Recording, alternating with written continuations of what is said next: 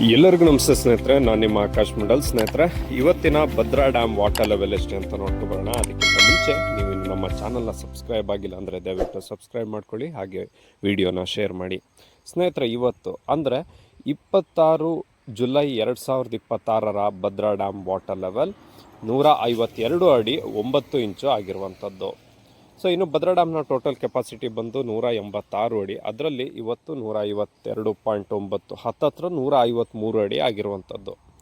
ಇನ್ನು ಇವತ್ತಿನ ಇನ್ಫ್ಲೋ, ಇವತ್ತಿನ ಒಳಹರಿವಿನ ವಿಚಾರಕ್ಕೆ ಬರೋದಾದರೆ 6554 ಕ್ಯೂಸೆಕ್ ನೀರು ಒಳಹರಿವು ಬಂದಿರುವಂಥದ್ದು. ಇನ್ನು ಹೊರಹರಿವಿನ ವಿಚಾರಕ್ಕೆ ಬರೋದಾದರೆ 177 ಕ್ಯೂಸೆಕ್ ನೀರು ಹೊರಹರಿವು ಆಗಿದೆ.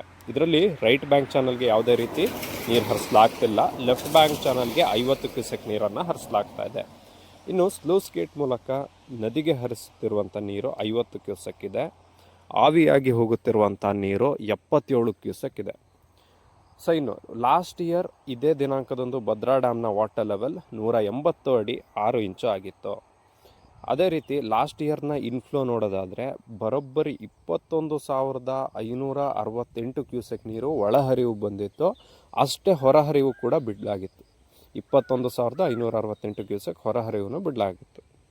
ಸೊ ಈ ರೀತಿ ಒಳಹರಿವು ಈ ವರ್ಷದಲ್ಲಿ ಒಂದು ಸರಿನೂ ಬಂದಿಲ್ಲ.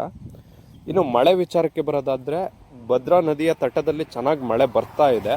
ಅಂದರೆ ಏನು ಭರ್ಜರಿ ಮಳೆ ಅಂತಲ್ಲ, ಆದರೆ ಬರ್ತಾ ಇದೆ, ಪರವಾಗಿಲ್ಲ, ಮಳೆ ಬರ್ತಾ ಇದೆ.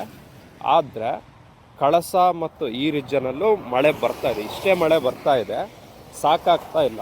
ಕಳಸ, ಬಾಳೆಹೊನ್ನೂರು ಇಲ್ಲೆಲ್ಲ ಭರ್ಜರಿ ಮಳೆ ಆಗುತ್ತಾ, ಅದು ಯಾವಾಗಲೂ ಮಳೆ ಇದ್ದೇ ಇರುತ್ತೆ ಅಂಥ ಪ್ರದೇಶ. ಅಲ್ಲೂ ಕೂಡ ಮಳೆ ಇಲ್ಲದೆ ಇರೋದು ವಿಪರ್ಯಾಸನೆ ಅಂತ ಅನ್ಬೋದು.